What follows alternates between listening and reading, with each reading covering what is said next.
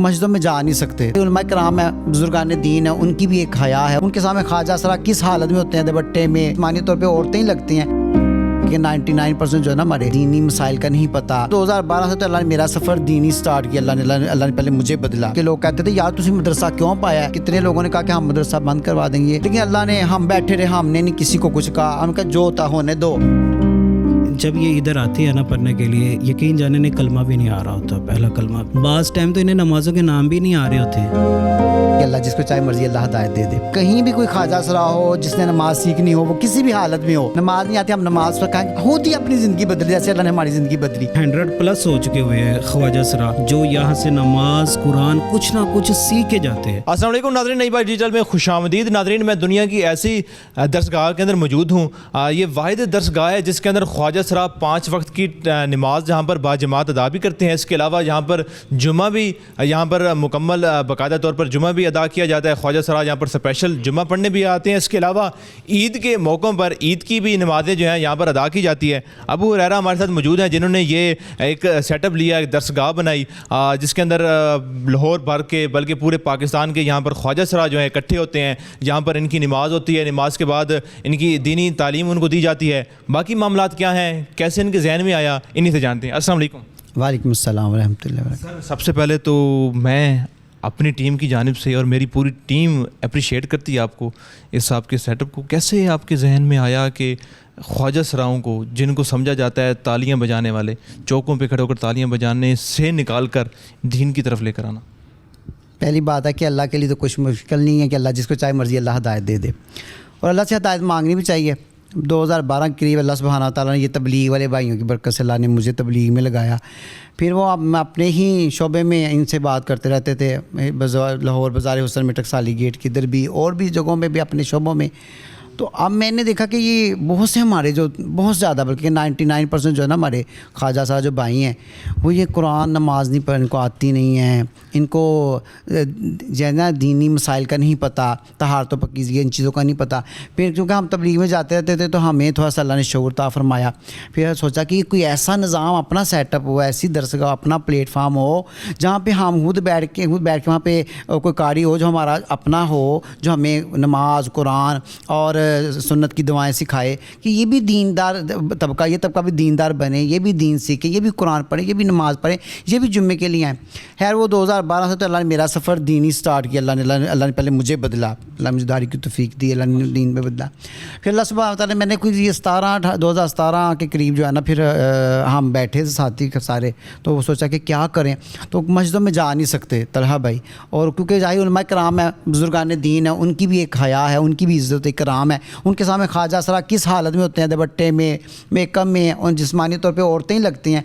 तो ये कैसे मस्जिद मदरसों में जाएंगे, लोग वैसे भी हुटिंग करते हैं, तंग करते हैं, तो किसी की अपनी दीनदारी में मसला ना बने। तो फिर वहाँ हमने सोचा कि चलो हम ऐसा करते हैं, अपना जो है ना हम दरसगाह एक बनाते हैं। तो हमारे 3-4 साथी थे, हमने मिल के आपस में अल्हम्दुलिल्लाह एक मदरसा जो है ना वो पहले रेंट पे लिया हमने।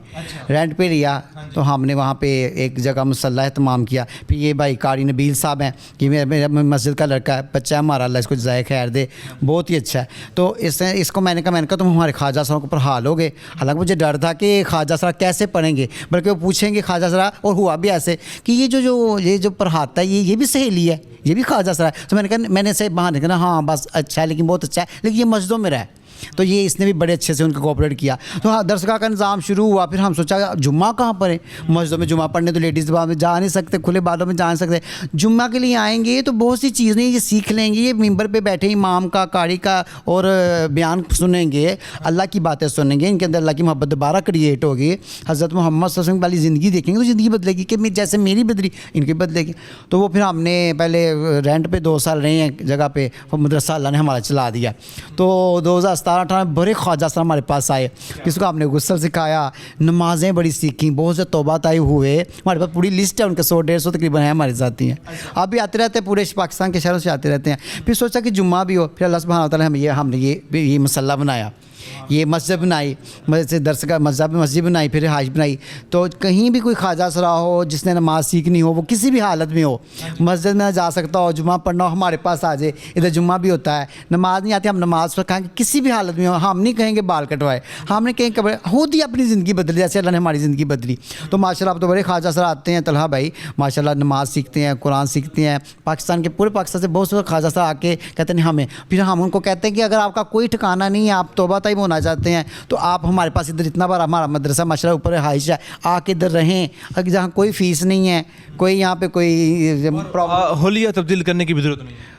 हाँ उनका अपना मदरसा है, अपनी खुशी से जब दिल कहे। अब जैसा भी हुआ ना, जो ख्वाजा सरा हमारे पास आते रहे, जुम्मा पढ़ते रहे, नमाज सीखते रहे, फिर उन्होंने क्या किया, लेडीज़ लिबास तो उन्होंने थोड़ा कम कर दिया और मर्दाना लिबास, जेंट्स जो है ना वो लिबास, मर्दों वाले कपड़े, कुर्ता शलवार मर्दों जैसे लिबास उन्हें सिलवाए। अब वो मर्दाना लिबास पहन के जुम्मा पढ़ने आते हैं। अच्छा थोड़ा सा बताएं, ज़ाहिर है मुश्किलात भी आई होंगी, बड़ी मुश्किलें। मदरसा जब ज़ाहिर है आपने रेंट पे लेना होगा तो लोगों ने भी बातें की होगी, तो क्या क्या मुश्किलात हैं थोड़ा सा? देखिए तलहा भाई, अल्लाह के नबी को दीन के ऊपर बड़ी मुश्किलें झेलनी पड़ी, बड़ी बड़ी सोबतें झेलनी पड़ी, बड़े दुख उठाए। तो हम तो क्या कहते हैं, खेत में पानी आटे में नमक भी नहीं है, कुछ भी नहीं है। तो हुआ बहुत कुछ हुआ, लोगों ने यहाँ तक किया कि मदरसा बंद हो जाए, ये क्या मदरसा है, बल्कि यहाँ तक लोगों ने कहा कि यह मदरसा ये तो गुरुद्वारा है। क्यों? लोग देखते कि ये ख्वाजा साहब मेकअप में आते हैं, आगे क्लास हो रही होती थी, आगे अज़ान नमाज हो रही होती थी, उनको नहीं पता था ये वज़ू करके फटाफट नमाज में खड़े हो जाते, क्योंकि अंदर था ना एक।